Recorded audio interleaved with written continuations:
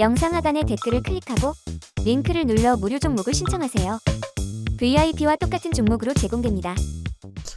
안녕하세요. 반갑습니다. 허브경제TV 한성욱입니다. 금일 같이 한번 살펴볼 종목은 현대로템이고요. 같이 한번 보도록 할게요. 오랜만에 오늘 제가 뉴스 한 개 정도를 여러분들께 좀 체크를 해드리고자 합니다. 자, 같이 한번 좀 볼 거고, 시장도 볼 거고, 현대로템의 흐름도 볼 거예요. 근데 지금 이 뉴스 안에 현대로템이 지지부진을 하고 있는 모든 이유가 다 들어있기 때문에 이걸 꼭 좀 봐야 될 것 같습니다. 자, 한번 같이 볼 거고, 시장은 이거 한번 본 다음에 얘기 한번 해보도록 할게요. 방산업계 기대 못 미친 금융 지원에 우려감이 생기고 있다. 폴란드 계약 오리무중이다. 5대 은행 27억 달러 공동대출을 검토했는데 방산업계는 기대에 못 미친다라고 표현합니다. 그리고 폴란드 계약권 또한 마찬가지로 지금 정권 교체가 이루어질 경우에는 무기 수입에 굉장히 부정적인 포지션을 가지고 있는 이들이 올라오게 되죠. 여기에서 조금 문제점이 생길 수도 있는 부분인데 같이 한번 좀 볼게요. 5대 은행의 금융지원 검토에도 불구하고 폴란드 2차 계약에 대한 걱정이 이루어지고 있어요. 지원 규모 자체가 5대 은행의 금융지원이 방산업계 기대에 미치지 못하고 있는 부분이고 수출입은행법도 올해 안으로 개정되는 것이 어려울 것이라는 전망이 나와주고 있어요. 계약에 대한 차질이 발생하는 것 아니냐라는 그런 우려감 또한 지금 현재 만들어지고 있습니다.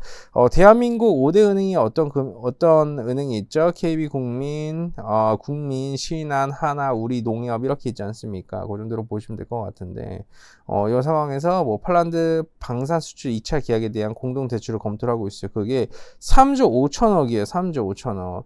근데 이게 3조 5천억이라는 금액이 어떻게 보면 굉장히 큰 금액처럼 보이지만 실제로 이게 큰 금액이 아니에요. 왜냐하면 방산업계에서 원하고 그 기준치가 되는 것은 10조 원입니다. 거의 11조 원에 육박해요. 그래 82억 달러라는 거죠. 근데 실제 지원 금액이 3조 5천억 원이 나오는 겁니다.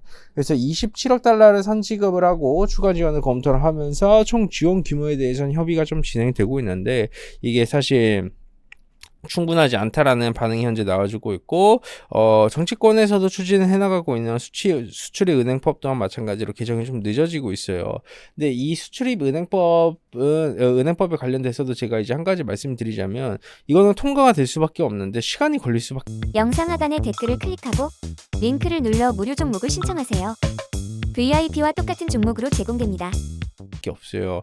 왜냐하면 이 방산 수출이라는 건요, 여러분 국가에서 전략적으로 진행하는 산업이라고 보시면 될 것 같아요. 모든 방산 무기는요, 이 퍼미션이 떨어져야 돼요. 허락이 떨어져야지 판매가 되는 건데 이 기본 베이스가 걔네들이 돈이 많다고 해서 그 생돈으로 구매를 하는 경우도 있죠. 근데 대부분 이 한국의 은행에서 대출을 받아서 한국 은행이 돈을 주고 무기가 판매가 되는 구조예요. 예, 결국 어떻게 보면 계약을 맺어도 한국으로 돈 찍어가지고 한국 돈을 준 다음에 이제 걔네들은 무기를 가져가고 돈을 분할로 납부를 해나가는 그런 과정이라고 보시면 될 것 같아요. 그래서 지금 상황에서는 수출입 한도, 자본금 한도가 꽉 차면서 협상 자체가 좀 지연이 되고 있다고 보시면 될 것 같아요. 이게 자본금 한도 자체를 30조 원까지 올리는 개정안에 발의가 됐고 35조 원까지 상향시켜버리는 개정안까지 지금 제안이 되어가고 있는데 여태까지 다른 법안들에 밀려가지고 개정안 자체는 뭐 상임위, 소위 심의조차 이루어지지 않은 채 계류 중이라고 보시면 될 것 같아요. 이 말은 뭐냐면 연내 통과 자체가 어렵다라고 보시면 되고 특별한 계기가 터지지 않는 이상 연내 통과는 어렵다라는 겁니다. 예, 그래서 이제 은행의 지원으로 좀 급한 불을 끄게 된 것은 맞긴 한데 업계에서 기대를 하고 있는 수준 자체에는 미치지 못하고 있고 이런 수은법 개정안도 빠르게 국회를 통과를 해야 되는데 이마저도 좀 늦어지고 있다가 이제 1차적으로 키포인트예요. 우리가 좀 알고 있었던 부분이기도 한데 체크를 한 번 더 한 겁니다. 그리고 두 번째는 폴란드의 정권 교체가 조금 변수라고 보시면 될 것 같아요. 과반을 차지한 야권 연합이 그동안 이제 자국 내 한국 무기 체직에 대한 의존도가 높아지는 것에 대해서 경계를 했어요. 그래서 한국 무기 구입 자금을 위한 특별 예산 편성 현상에 대해서 비판을 해왔고 정권 교체가 이루어지게 되면 계약 자체가 무산이 될 가능성도 조금 있어요. 근데 그 가능성 자체는 낮죠.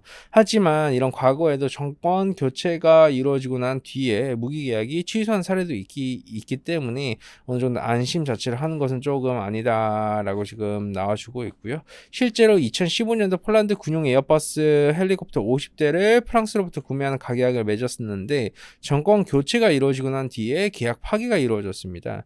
게다가 이제 경쟁 국가에서도 폴란드 무기 계약을 맺기 위해서 접촉도 지금 나와주고 있습니다. 한국과의 계약을 파기를 하게 되면 계약 진행을 하고자 하는 움직임이라고 보시면 될 것 같고 국내 방산업계 같은 경우 2차 계약에 대한 걱정 자체가 지금 목소리가 좀 높아지고 있는 거죠.